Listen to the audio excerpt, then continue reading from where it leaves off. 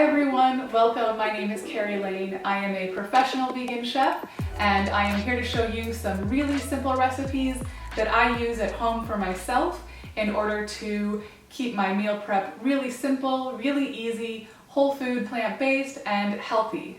These recipes are definitely weight loss friendly. They do not use oil and they are focused on low calorie density foods, so that means whole vegetables, whole fruits, whole grains. These are the kind of recipes that you can go ahead and prep at the beginning of the week or on Sunday when you do your meal prep. You can then store them in your fridge throughout the week and pull from them so that you don't have to cook every single day. They're also super versatile, so you can include them into salads, you can include them into grain bowls. All right, I am so excited to show you how I make these kinds of foods.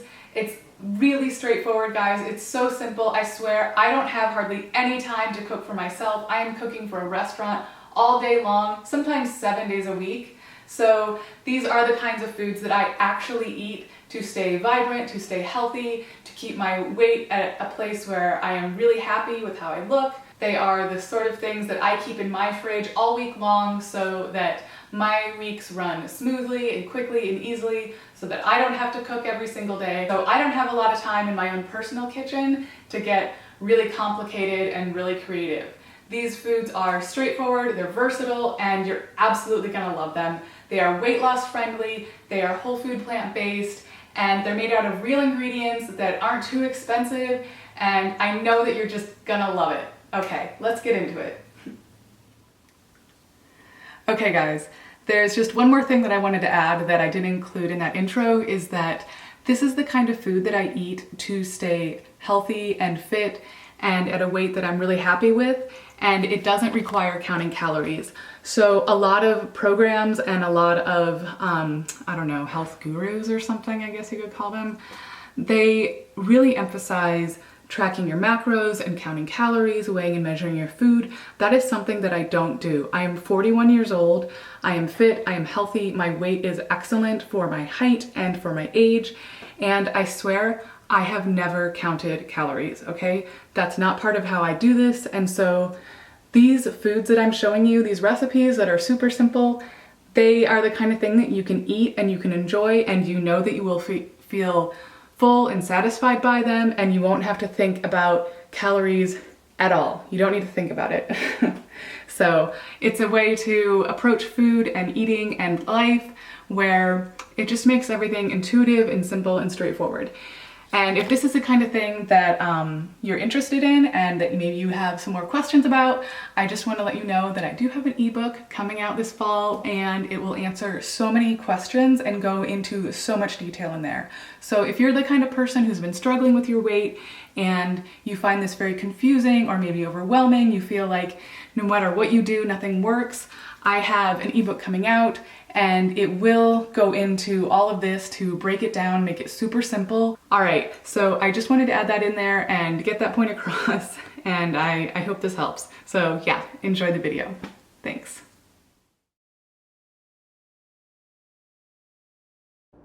We're going to start by making some quinoa. I'm using an Instant Pot. It's super convenient. I can set it and forget it, as they say.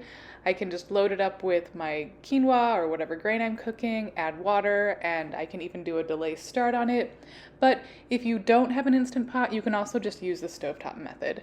Then I'm going to start making my simple hemp seed dressing. I'm going to add about 1.5 cups to 2 cups of zucchini with a little bit of jalapeno, just 1 to 2 tablespoons of hemp seeds for those healthy omega-3 fats, a little bit of lemon juice for liquid, and just a splash of maple syrup to add a bit of sweetener. You could also use a soaked date or some soaked raisins. Then I'm going to add some dried dill for some flavoring, along with garlic and onion powders. And then I'm going to go ahead and start blending it. And if your blender is not blending that well, you can always add a little bit more water to the mix, and that'll get the blades really moving.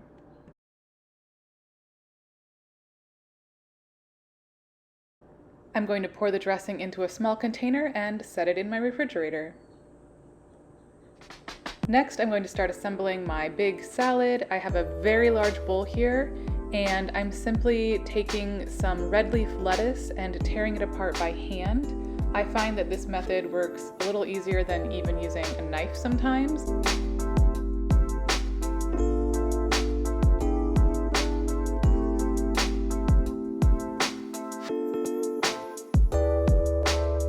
And I just throw it all in the bowl, tearing it up into nice little bite-sized pieces. Next, I'm going to add a little bit of the dressing just so that I can layer it when I'm building my salad.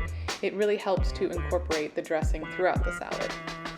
Then I'm going to take my warm quinoa out of the Instant Pot and add it to the salad bowl. I think I added about 1 to 2 cups here. It was actually quite a bit of quinoa. Then I'm going to sprinkle in some delicious red onion. I love adding red onion to my salads. They're so delicious. And along with some beautiful bright red tomatoes. These are so yummy. Next, I'm going to add some bean sprouts. It's always nice to add living foods to our meals. They give us tons of really great energy. And then I'm going to add the rest of the dressing. It will thicken up a little bit when you set it in the fridge, and that can make it extra creamy. It's really nice. Now I'm just going to mix it all together really well, incorporating all of those different flavors and textures together, making sure that everything gets coated with some of that yummy hemp seed dressing. And you can also make this when the quinoa is chilled, so you can make it at the beginning of the week, just have it in the fridge, pull from it, it's still delicious. Next, I'm going to make a quick pickle recipe using a yellow cucumber that I have from my garden. The key is to slice up your vegetable into even pieces. You can certainly use cucumbers, they're really refreshing as pickles, but you can use other vegetables too. Go ahead and get really creative with this. Once I have everything cut into small, even pieces, I'm going to take a little bit of salt and dissolve it with some hot water. This is super simple, just get a whisk and keep whisking that hot water until the salt is completely dissolved. Then take your vegetables, in this case my cucumbers, and stuff them into a mason jar. You want them packed pretty tight in the jar, but you don't want to break the vegetables that you just cut. Once the cucumber is into the jar, I'm going to make sure the salt is completely dissolved and then pour it on top. Then I'll take a little bit of distilled white vinegar and top off the jar to the very tippy top there. And then I will put a lid on, make sure it's sealed really, really tight. Go ahead and give it a little shake, and then I'll set it in my fridge for 24 hours. Now let's make the roasted beet hummus. This is super easy. Just take a couple cans of garbanzo beans, also known as chickpeas, rinse them, grab your roasted beet. I roasted this for about an hour at 350 in the oven. I simply drain out the liquid from the garbanzo beans, saving about half a cup, and empty this into my Cuisinart food processor. I then take the half cup of bean liquid, Wfpb, and I add that back to the mix along with some lemon juice. Then I take some umeboshi vinegar. This is something that I used a lot in my macrobiotic culinary classes. It adds this sort of like cheddary zing. I love it. Then we're gonna add some garlic powder to the mix along with some whole cumin seed. You can also use ground cumin seed too. Then we're gonna put the lid on the food processor and start blending.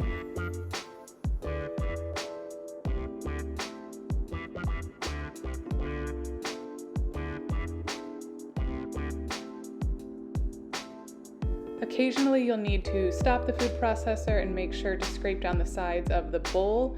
You just want to make sure you're not getting any large chunks stuck to the side. Then we'll go ahead and add our peeled, roasted, and diced beet and start blending again.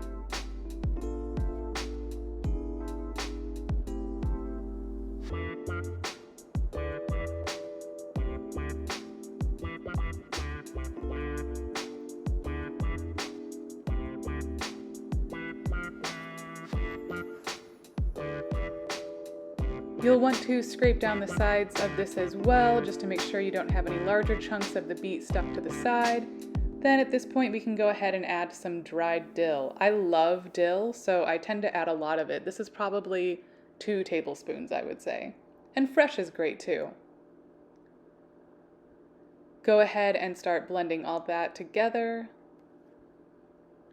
After blending, you can go ahead and store the roasted beet hummus in an airtight container in the fridge for the week, or you can set some in a bowl and use it as a dipping for crudité.